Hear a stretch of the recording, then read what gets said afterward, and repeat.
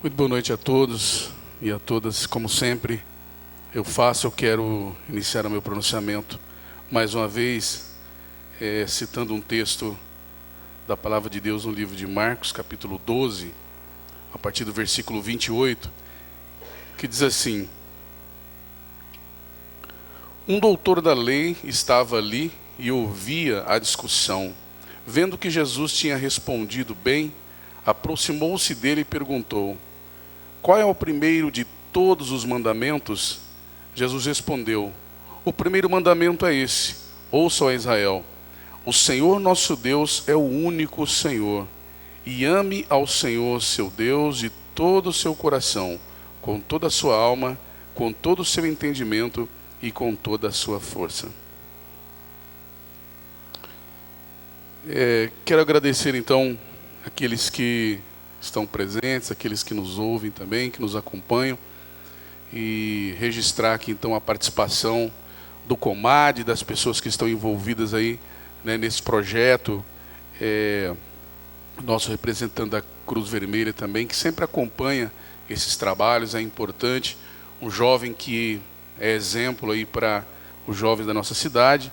E também, por falar em jovens, está aqui o Diego, né, que também é um exemplo aí, está se preparando para esse grande campeonato de skate. Nossos companheiros aqui, o Vinícius e também o Eurípides, que são representantes aí do nosso futuro político de Chapadão do Sul, né? Se Deus quiser. Então, dizer que a vinda de vocês aqui, nesse grande projeto, Amo a Vida, Drogas, Nem Pensar, é isso, né? Eu acredito que é algo que antecipa, né, para a vida dos jovens e das pessoas a possibilidade de refletir e de pensar, né, antes mesmo de que esse mal atinja a pessoa. Quem assistiu o Fantástico ontem acompanhou o perigo terrível de uma droga que até então era colocada como uma droga social, que é o lança-perfume, usado por carnavais aí ao longo do tempo. E que agora os lanças-perfumes estão sendo trazidos como uma soda cáustica, ou seja, algo que realmente mata, e não mata a longo prazo. Doutor Quaranta, o senhor que entende mais dessa questão médica pode nos ajudar. É algo que mata em pouco tempo. Alguns morreram ali mesmo no local onde estavam utilizando esse entorpecente, essa droga. E essa droga, é importante que se diga, que é uma droga que nem mesmo tem uma legislação específica sobre ela. Agora que começa a discutir a questão do lança-perfume, né? E um grupo de jovens do estado de São Paulo está aí liderando a possibilidade de se criar um projeto de lei para que possa ser proibido a utilização até dos subprodutos dessa droga, que tem um subproduto que é até mesmo para retirar pingos de solda. Olha que coisa interessante. Você imagina no organismo, no pulmão de uma pessoa. Então é bem-vinda, é importante a participação, estaremos lá. E o Eli até comentou aqui com relação ao interesse do governador Reinaldo Azambuja nesse sentido. E no plano de governo de Reinaldo Azambuja está lá a participação do Estado na atenção às comunidades terapêuticas, aquelas que efetivamente fazem aquilo que é de obrigação do Estado. Eu sempre tenho falado isso aqui, essas instituições que têm feito o trabalho que o Estado deveria fazer, têm feito um trabalho excelente. Ontem mesmo eu pude ouvir testemunho de algumas mulheres ali da Associação Ágape que estão se formando, passaram o tempo necessário e que agora estão voltando para suas casas, dando o seu testemunho, de muitas delas que estavam já entregues à morte, entregues aí à droga, e agora estão sendo reinseridas no mercado de trabalho, nas suas famílias e na sociedade. Então, parabéns às comunidades terapêuticas, parabéns aqui ao Comad, né? E esse trabalho realmente, às vezes vocês pensam, nós vamos fazer um trabalho, como ele falou, com as dificuldades que a gente tem, mas às vezes vocês não percebem o valor que isso tem, né, para a sociedade como um todo. Parabéns, então, ao trabalho de vocês. Gostaria também de trazer uma coisa que está em discussão nos últimos dias, que é com relação ao Plano Municipal de Educação. Muitas pessoas me procuraram essa semana, algumas não procuraram e falaram nas redes sociais, enfim, mas outras nos procuraram. Para quê? Para que houvesse uma discussão com relação a algo que o governo federal quer inserir nos planos municipais de educação, porque o governo federal não conseguiu incluir uma ideia que o PT tem, né, em todos os sentidos, ideias nojentas, ideias que não nos levam a lugar nenhum, como esse governo tem feito, não conseguiu inserir no plano nacional, agora ele quer inserir nos planos municipais. E nos planos municipais de educação é mais fácil para o governo fazer. Por quê? Porque muitas vezes muitos municípios usam os seus planos o Ctrl+C, Ctrl+V. Por quê? Porque não tem pessoas capacitadas para elaborar os seus planos municipais dentro daquilo que o município tem como meta na sua educação. E aí o governo federal, né, acha que todo mundo são aqueles que são mantidos por eles, e é dessa forma que o governo trata as pessoas, né, como que se não quer que as pessoas estudem e se formem para que ele consiga conduzir a pão e circo, como é feito nos planos que o governo tem, né, nos bolsas que o governo tem, porque ele consegue manter e acha que assim as pessoas vão votar nele o tempo todo, e quis incluir nos planos municipais. Mas graças a Deus eu quero alertar a população aqui, que no que diz respeito a isso, eu peguei esse plano, a maioria dos vereadores aqui também pegaram esse plano, estudou, eu entreguei a cópia desse plano para algumas pessoas para nos ajudar, né, no que diz respeito a uma análise minuciosa sobre esse plano, e nós, graças a Deus, não encontramos nada, porque a Secretaria de Educação, né, já não incluiu nesse plano de educação aquilo que o governo federal queria, né? Então, quero alertar a população, tranquilizar no sentido de que o que nós vamos discutir aqui, e aqui tem professores, pessoas que são capacitadas a isso, é somente aquilo realmente que é de interesse dos nossos munícipes, né, e não mais aquilo que é de interesse do governo federal, que ele acha que pode ser empurrado goela abaixo nas pessoas. Nós tivemos também uma discussão muito ferrenha nessa semana agora, com relação a uma palestra que estava acontecendo nas escolas aqui do nosso município. E isso, de certa forma, houve alguma polêmica. Eu fiquei sabendo depois que essas palestras já estavam acontecendo. E eu gostaria de pedir para as pessoas que antes mesmo, né, de levar para as redes sociais, enfim, e depois jogar até a culpa na gente, que nos avise antes. Para quê? Para que a gente possa ir assistir essas palestras, ver o conteúdo.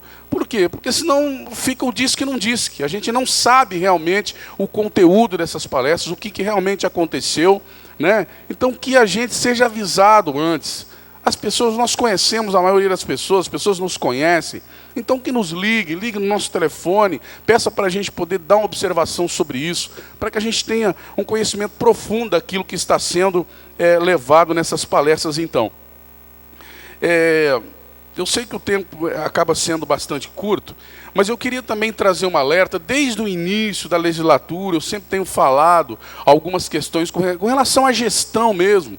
Eu sou formado em administração, tenho essa formação, e a gente entende um pouco desse assunto com relação à questão de equilíbrio de contas públicas. Não só de contas públicas, mas da nossa também em particular. E a nossa impressão, quando a gente assume um mandato eletivo de vereador ou de prefeito, nós temos a impressão, quando a gente começa, é que a gente tem todo o tempo do mundo. Mas é importante a gente pensar que quando nós assumimos no primeiro ano de mandato, nós já enfrentamos lá um PPA, que já vem há 4 anos que foi elaborado. Posterior a isso tem a LDO e tem a LOA.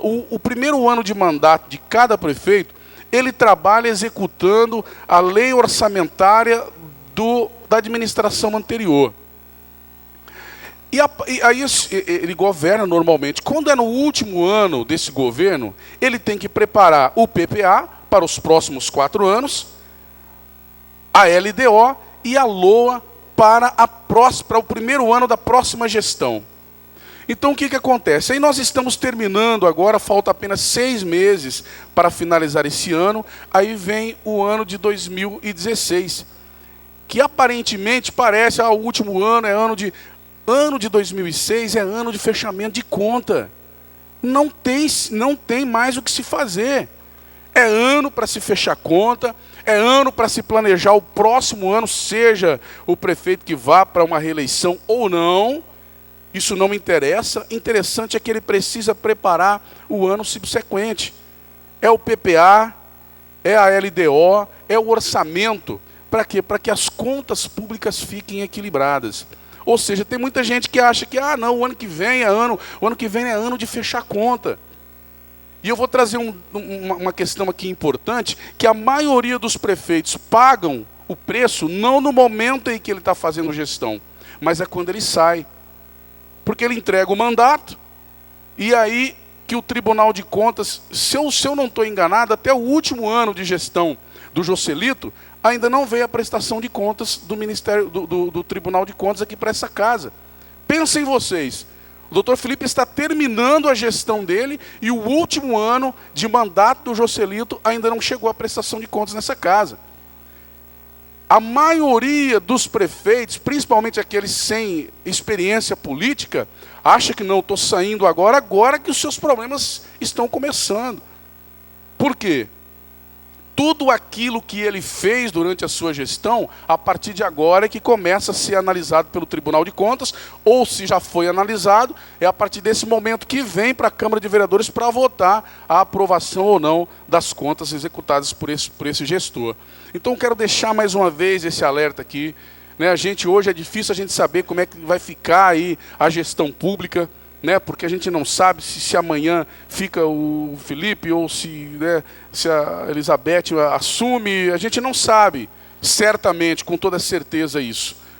Mas o que a gente precisa saber é ter a coerência de entender que a partir de agora nós estaremos encerrando as contas dos mandatos que estão se findando. E o ano que vem é ano de fechar conta, é ano de preparar o PPA, é ano de preparar a LDO e a LOA para o outro mandato que vai acontecer. É assim, a gestão pública é assim. Ninguém precisa entrar numa gestão pública achando que é as mil maravilhas, e tem gente que ainda está achando, não, nós vamos começar a fazer. Espera aí, é o momento que nós estamos encerrando, não é momento de começar nada mais. E uma coisa interessante que eu gostaria de trazer também, deixar esse alerta registrado aqui, é com relação ao nosso orçamento que está para ser votado nessa casa, que será votado hoje, com relação à questão da suplementação. Nós trabalhamos praticamente nos últimos 12 anos, vamos se dizer, nos últimos 10 anos, 12 não, mas 10, 11 anos, nós trabalhamos com 40% de suplementação. Provavelmente hoje passa 5% de suplementação. De 40 baixa para 5. Então a administração que está aí vai ter que fazer os seus malabarismos. Eu não sei o que eles vão fazer para poder resolver isso. Então se preparem, é importante que isso fique registrado para a população também saber de tudo isso. Se com 40% a coisa já... Muitos aí deixaram a coisa descambar, você imagina com 5% de suplementação, que eu acredito que possivelmente passa nessa casa hoje. Quero deixar registrado isso, que a população também fique sabendo disso. Esse equilíbrio das contas públicas é interessante, e a consciência de que o nosso mandato está acabando, não tem nada mais para começar. Boa noite, obrigado.